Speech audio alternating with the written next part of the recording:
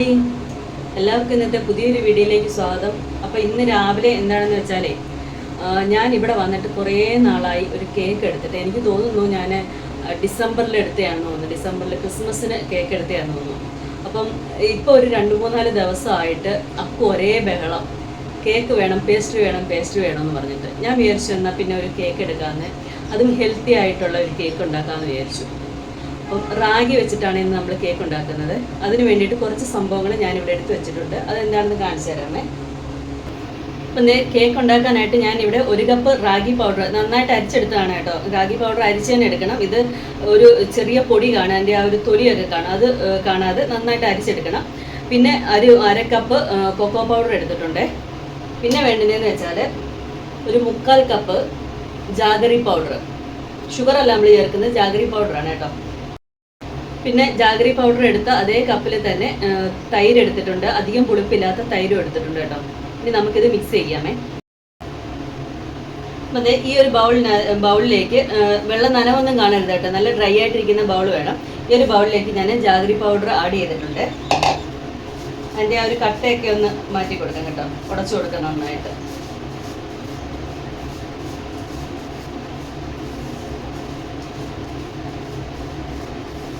ഇനി ഇതിലേക്ക് എടുത്ത് വെച്ചിരിക്കുന്ന തൈര് ഒഴിച്ചു കൊടുക്കാം.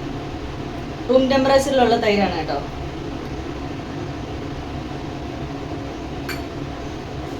ഇനി ഈ ഒരു തൈര് ജാഗറി പൗഡർ കൂടെ നന്നായിട്ട് മിക്സ് ചെയ്തെടുക്കാമേ.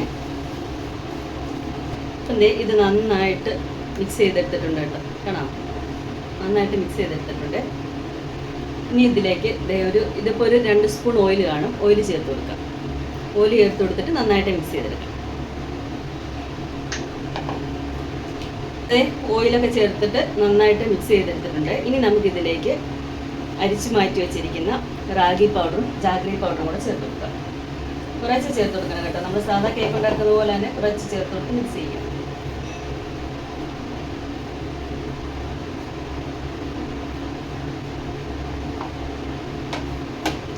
അങ്ങനെ റാഗി പൗഡറും കോക്കോ പൗഡറും ചേർത്ത് ബേക്കിംഗ് പൗഡറും ചേർത്ത് കേട്ടോ. ഇതിൻ്റെ ഇടയ്ക്ക് 1 സ്പൂൺ ബേക്കിംഗ് പൗഡർ കൂടെ ചേർത്തിട്ടുണ്ടായിരുന്നേ. അപ്പോൾ അതും കൂടെ ചേർത്തിട്ട് നന്നായിട്ട് മിക്സ് ചെയ്തെടുത്തിട്ടുണ്ട്. ഞാനുണ്ട്. ഇനി ഇതിലേക്ക് 1 സ്പൂൺ വാനില എസൻസ് കൂടെ ചേർത്ത് കൊടുക്കാം. എസൻസ് കൂടെ ചേർത്ത് നന്നായിട്ട് ഒന്നുകൂടെ മിക്സ് ചെയ്യണം കേട്ടോ.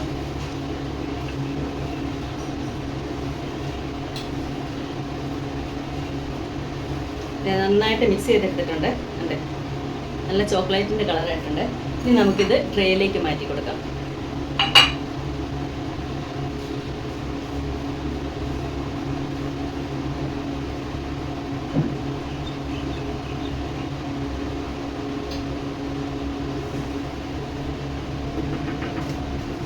അപ്പം കേക്ക് ബാറ്റർ ട്രേയിലേക്ക് മാറ്റി നന്നായിട്ട് ടാപ്പ് ചെയ്തെടുത്തിട്ടുണ്ട്. ഇനി ഇത് പ്രീ ഹീറ്റ് ചെയ്ത് വെച്ചിരിക്കുന്ന ഓവനിലേക്ക് വെച്ച് കൊടുക്കാം കേട്ടോ.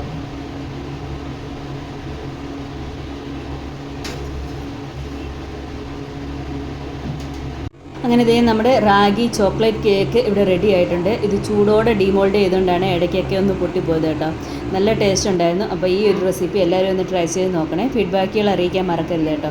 ഞാൻ പിന്നെ അതിൻ്റെ മുകളിലേക്ക് ചോക്ലേറ്റും കൂടെ ഒന്ന് മെൽറ്റ് ചെയ്ത് ഒഴിച്ചിട്ടുണ്ട്. അപ്പോൾ അടുത്ത വീഡിയോയിൽ കാണുന്നവരേക്കും ബൈ.